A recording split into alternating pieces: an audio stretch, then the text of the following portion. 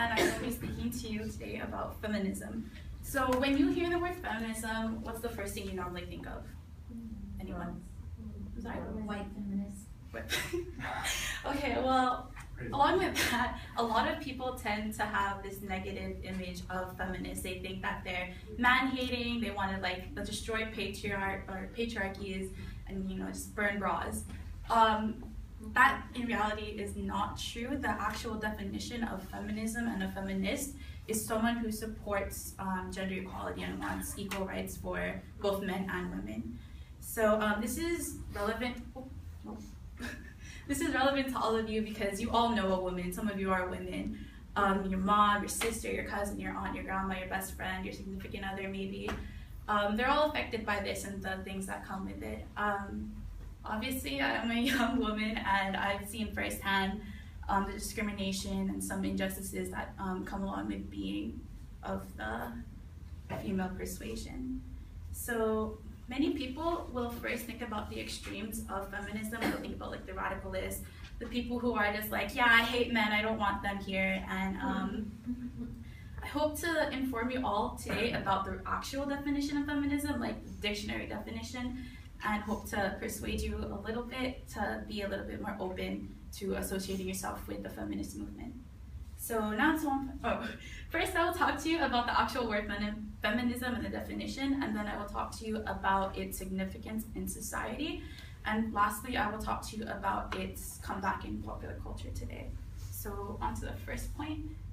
The definition of the word feminism from the Oxford English Dictionary is of relating to or advocating the rights and equality of women, and an advocate or supporter of the rights and equality of women.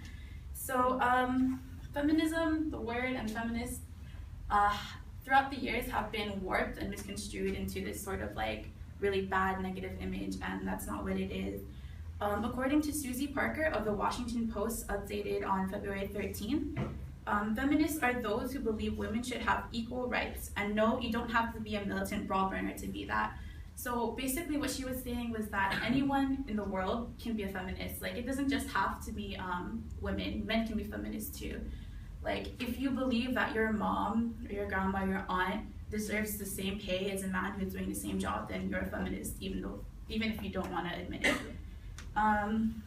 So over the years, the connotation, like I said, has been has a bad reputation and negatively looked upon, but thankfully now, with modern media and everything, it's changing, it's turning tides.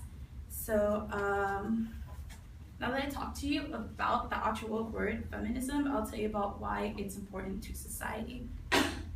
So feminism is something that's been going on since at least the 1800s, and it's still going on today. So although the word is fairly new, it's something that's been fought for since like ancient times, since women first came to America. So the women's fight for suffrage started first in 1848, but the 19th Amendment, which gave the women's right to vote, didn't get passed until 1920. That's 72 years later.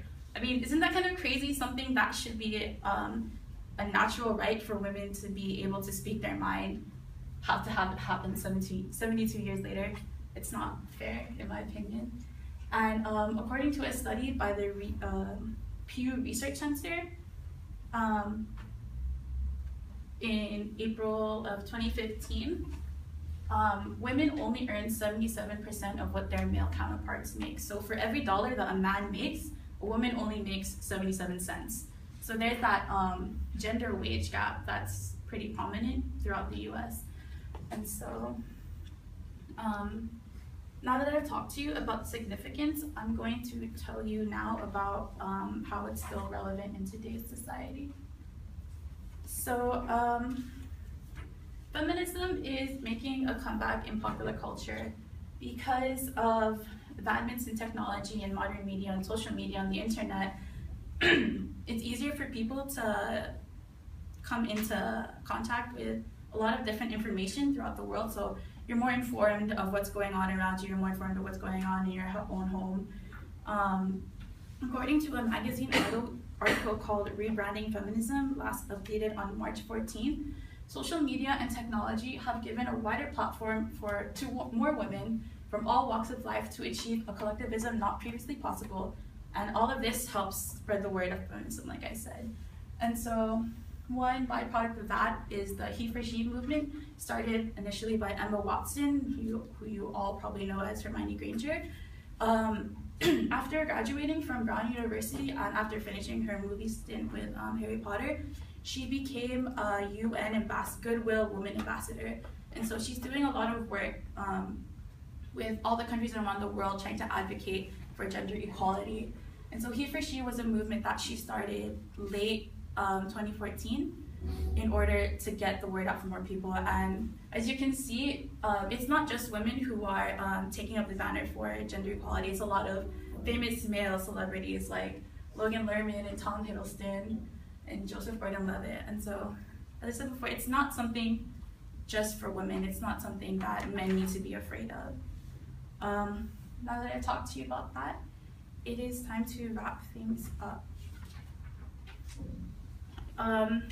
So although first impressions of feminism, the feminist movement, is bad, it's not basically a bad thing. It's just the perception that people have put upon it throughout the years from media and from bitter politicians and stuff. It's given it this bad rep. And more people are starting to realize that feminism is something to be fought for, not just by women alone, but by men as well. And so I first talked to you about the word feminism and how it's changed over the years. I then talked to you about the importance of feminism. And lastly, I talked to you about the relevance of feminism. And I just want to leave you all with this quote by Emma Watson.